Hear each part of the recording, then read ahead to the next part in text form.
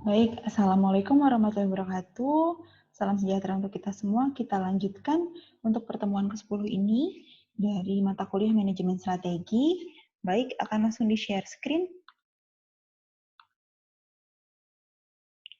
Ya, kalau tadi kita udah bahas mengenai strategi bersaing atau strategi bisnis, kali ini kita akan membahas mengenai strategi fungsional. Ya, jadi strategi fungsional sendiri adalah bagaimana perusahaan memaksimalkan produktivitas sumber daya, mengarahkan pada kompetensi tersendiri yang memberikan perusahaan atau unit bisnis suatu keunggulan kompetitif. Jadi, kalau bagaimana kita bisa memaksimalkan atau mengoptimalkan apa yang kita punya supaya bisa mempunyai keunggulan kompetitif. Intinya seperti itu.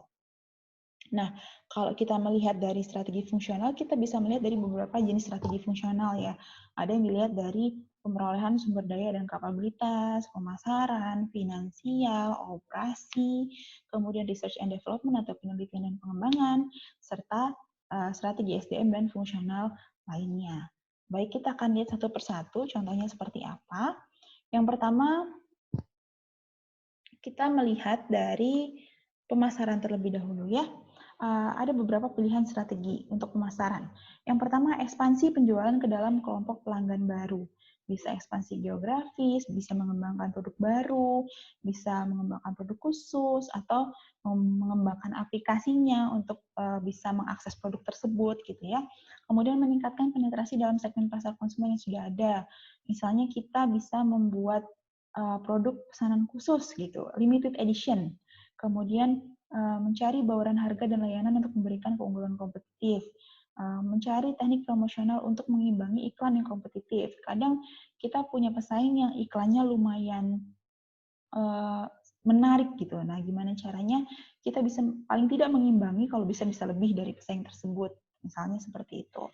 Kemudian menentukan pasar dengan mengurangi variasi produk dan model. Karena gini, sebenarnya kalau dalam bisnis itu terlalu banyak variasi produk juga, kalau tidak bisa mengelolanya dengan baik, maka perusahaan tersebut juga tidak akan menjadi fokus dan akhirnya malah lebih banyak biaya yang dikeluarkan daripada pendapatan yang didapatkan. Jadi ketika kita bisa mengurangi variasi produk atau model, kita lebih jelas segmennya kepada yang mana. Nah, baru kita bisa fokus untuk bisa menjalankan strategi itu, terutama dari sisi pemasaran ya. Kemudian mempertahankan pangsa pasar ya. Kita bisa lakukan amati, tiru, dan modifikasi atau meniru dan jangan inovasi. Dimodifikasi dikit bolehlah. Kemudian menekankan ukuran produk yang lebih besar atau tahan lama ya, serta menaikkan switching cost merek dengan menawarkan layanan khusus pada pelanggan. Nah, berbagai macam pilihan strategi fungsional dari sisi pemasaran ini bisa kita lakukan. Kemudian beberapa strategi fungsional dari sisi keuangan, ya kita bisa melakukan peminjaman dana untuk jangka pendek, ya kemudian jangka panjang, ekuitas, pendanaan uang, serta kebijakan dividen. Jadi misalnya kayak pendanaan ulang ini hubungannya dengan misalnya membeli saham atau treasury gitu ya. Kemudian kalau pendanaan ekuitas penempatan swasta atau pemerintah. Kemudian kalau peminjaman jangka panjang bisa dengan obligasi atau surat hutang dan lain sebagainya. Tergantung perusahaan ini pada posisi seperti apa dan dia mau melakukan perubahan atau inovasi sebesar apa. Maka keuangan seperti apa yang dibutuhkan, seberapa besar modal yang dibutuhkan gitu ya. Selanjutnya setelah keuangan ada strategi fungsional dari sisi R&D dan operasi atau research and development serta operasi. Kalau penekanan pada R&D yaitu dengan meningkatkan dana, kemudian mengurangi pendanaan, tergantung apakah kita sedang melakukan penelitian atau pengembangan yang besar atau tidak. Jadi tergantung dari kondisi yang ada dalam suatu perusahaan. Membawakan usaha dasar dan aplikasi, kemudian dari sisi teknologi kita bisa memperbaiki atau meningkatkan teknologi, ya kapasitas operasi. Misalnya kita membutuhkan membangun kapasitas baru, ternyata perusahaan kita membutuhkan gudang baru atau pabrik baru dan lain sebagainya. Kemudian bahan dan perlengkapan, ya dari sisi satu produk, apakah bahannya ada yang perlu diganti atau tidak gitu. Kemudian di mana sih kita belinya, apakah suppliernya masih sama atau ada perubahan, dan lain sebagainya. Kemudian dari sisi kualitas atau produktivitas, ya ini lebih kepada otomatisasi. Jadi kalau udah hubungannya dengan modern, canggih, teknologi, apakah kita masih membutuhkan banyak tenaga kerja manusia? Apakah cukup dengan robot otomatis gitu? Contohnya kayak gitu gampangnya. Oke, nah strategi fungsional dari sisi SDM. Yang pertama ada rekrutmen dan pelatihan. Ya, menggunakan sistem rekrutmen, seleksi, dan penempatan karyawan internal ataupun bisa juga lewat eksternal. Kemudian membentuk program pengembangan manajemen, membuat pelatihan keterampilan, training ya, menghubungkan jalur karir kepada strategi perusahaan dan bisnis, membuat pusat penilaian untuk seleksi dan pengembangan. Ya, kenapa ini menjadi strategi yang penting? Karena proses rekrutmen, pelatihan, dan promosi, dan segala macam yang ada hubungannya dengan sumber daya manusia itu biayanya tidak sedikit. Biayanya sangat banyak. Jadi, perlu benar-benar dipikirkan strategi sumber daya manusianya. Karena memang yang paling susah diatur itu adalah dari sisi manusianya gitu ya. Kemudian penilaian dan manfaat, mengaitkan pembayaran dengan strategi perusahaan dan bisnis. Jadi misalnya kinerja. Ketika kinerja seseorang, kinerja ini bisa dilihat antara per bidang atau per orang gitu ya. Kalau kinerja orang ini tercapai baik, maka bonusnya juga besar. Misalnya seperti itu, penilaian dan manfaat. Sebesar apa sih pengaruh orang tersebut terhadap perusahaan? Mengkaitkan sistem penilaian dengan strategi perusahaan dan bisnis menggunakan palet manfaat kafetaria. Ini ada sendiri teorinya.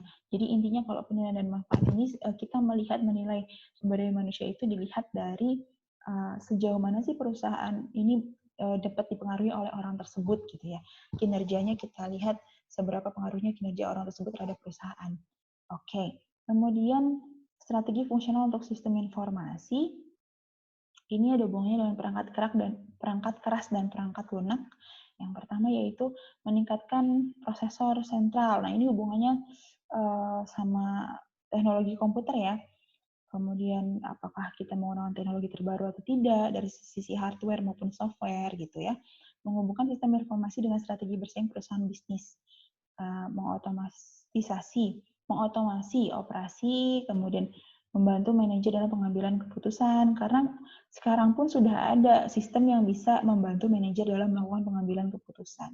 Ada sendiri perhitungannya dan bisa dibuat suatu aplikasi, begitu. Kemudian, nah itu tadi dari berbagai sisi fungsional, berbagai jenis strategi fungsional. Kalau yang ini adalah strategi-strategi yang harus dihindari.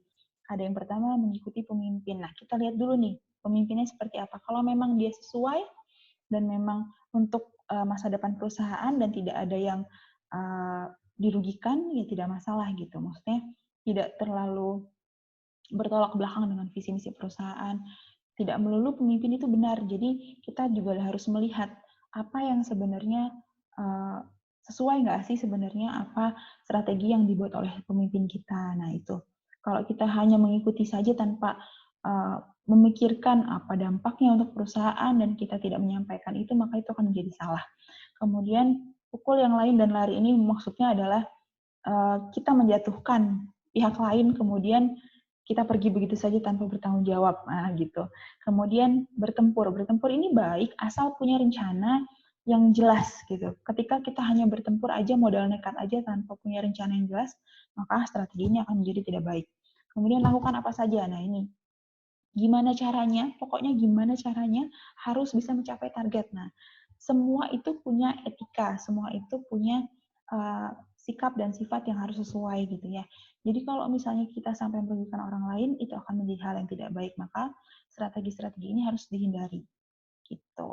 Baik, untuk materi kali ini sampai di sini. Untuk minggu depan, video selanjutnya kita akan membahas mengenai implementasi strategi, bagaimana mengorganisasikan tindakan.